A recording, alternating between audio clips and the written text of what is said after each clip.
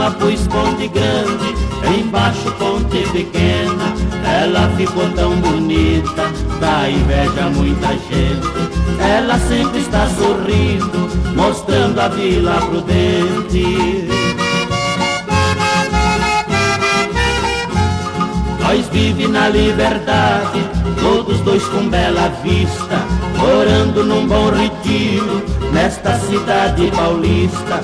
Moro numa casa verde, junto com minha mulher. Nesta casa não tem água, nós não pode lavar pé.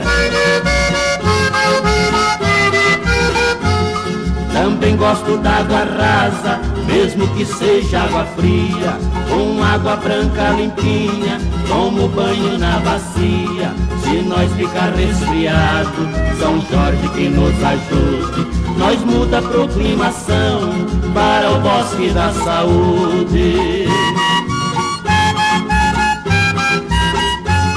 Também gosto do Ipiranga, porque o clima é muito bom. Fubá com moinho velho, tem sempre no Sacomã.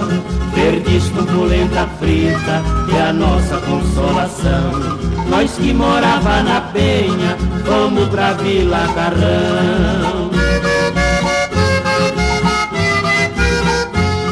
Nosso plano já deu certo, isto foi no Sumaré. Em casa chora menino, quem trouxe foi a mulher. Pra batizar o garoto, fomos no Tatuapé. Os padrinhos chamam ele, dizendo vem Canindé. A mulher brigou comigo, porque eu vi lá Maria com uma carandiru no bairro da freguesia.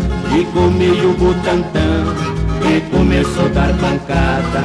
Quase, quase minha gente, eu fui pra quarta parada.